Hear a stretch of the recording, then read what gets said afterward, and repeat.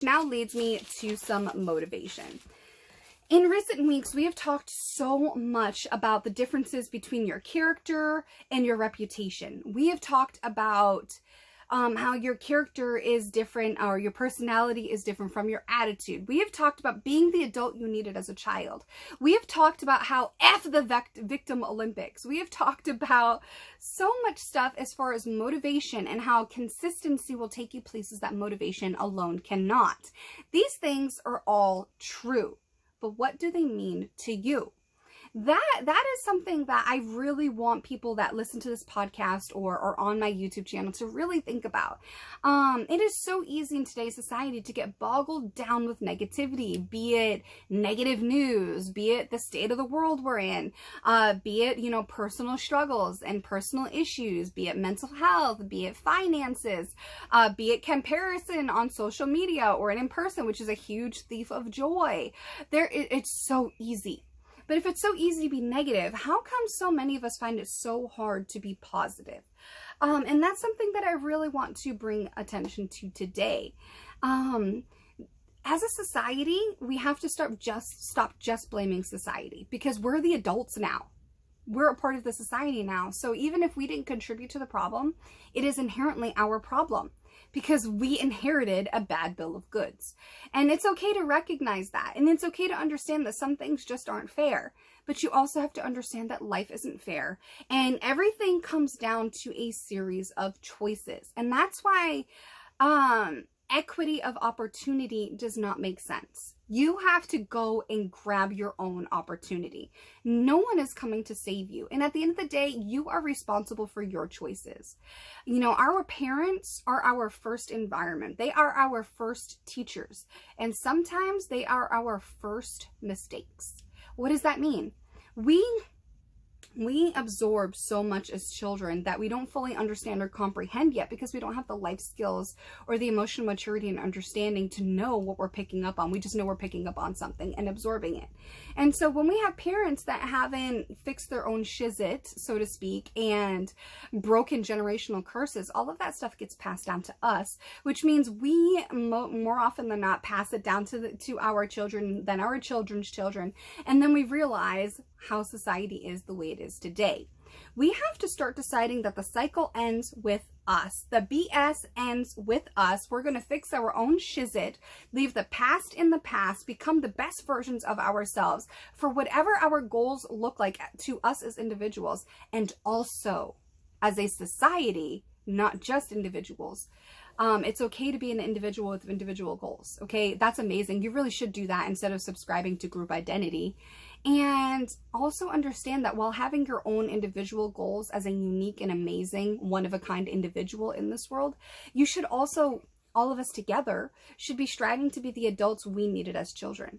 The world would be such a better place. Such a better place. I cannot stress that enough. Such a better place if we all worked on our own shizit. Instead of trying to dilute ourselves to fit into some sort of group, some sort of this, that, and the other, until we are not even a shell of who we used to be, because we have conformed to fit into some sort of box of group identity. Okay? When you try so hard to fit in, you lose yourself. You become diluted. You deserve to be your most authentic, undiluted, true self. All your glory, all your shame, roll that all into one and confront it and have a brutally honest conversation with yourself on how you can be better. Don't be ashamed of all the different past versions of you that used to exist, okay? You needed them and you tried your best with the information you had at the time. But now you know better. Now you have more information and you have more opportunity. All that changes is what you choose to do with it. So many people just wallow. They're okay with being negative, and they're okay with wasting their potential and diluting themselves to be a part of something else. And that's why those are the people that are so negative on social media and in real life. They're the same people that are doing the same habits from high school when they're in their 30s. And I want better for you. I want better for every person watching this. So the questions to ask yourself are, What sort of consistency am I lacking that will take me places that motivation alone cannot? What is the kick in the pants that I need to realize I have a certain time frame to achieve A, B, C, D, and E? And why is that timeline, that time frame that way? And what can I do to ensure that it happens? What are the steps I need to take that I can be the adult I needed as a child? How do I make sure that all the things that have ever plagued my family stop with me so that I can teach my kids better, I can raise my kids better so that they can be better, survive better, strive better, and be all around better people with better options and better opportunity for where this world is headed?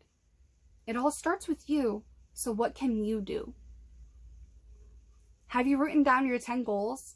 Have you put an expiration date on each of those goals and then put small steps under each of those goals on how you can achieve that goal? What you do today affects your tomorrows. That's why equity of opportunity does not make sense. Because every day when we wake up, we make choices. And those choices affect our future opportunities. They affect the trajectory of our lives. Get up earlier. Work out. Write your goals every day. Do small acts every single day that get you closer to those goals that you write down every day. If you are depressed, if you don't love yourself, and if you don't work for what you want out of life and the vision that you have for yourself, how can you expect your kids to learn how to be happy, to love themselves, to use their moral compass, and to go after what they want in the world? If you don't embody it, how can they? Okay, we always heard the, do as I say, not as I do, but who actually does that? Definitely not children. Children pick up on so much more than adults give them credit for. You did, I did, we all have. So what are you doing now that's going to make you become the adult you needed as a child? What are you doing that's going to make you be someone? What's going to make you be somebody that nobody thought that you could be, including you? What are you doing to do that? You deserve that. So what are you doing to make sure that that happens? Are you writing down your goals? Are you working out? Are you using this social media world to get a free education that other people pay hundreds of thousands of dollars for? You have the most opportunity in this life right now. What are you choosing to do with it? Are you being the most authentic and best version of yourself? Are you betting on yourself when no one else will? Are you aiming to be the adult you needed as a child? What sort of consistency are you lacking that you need that motivation isn't providing alone? Ask yourself these questions and figure out the answers so that you can live your best life for you, for your family, for your future self, and future generations of your family that has your DNA running through their veins. Be the adult you needed as a child. All right, everyone, this has been the latest episode of the Talks with Taeler Hendricks podcast.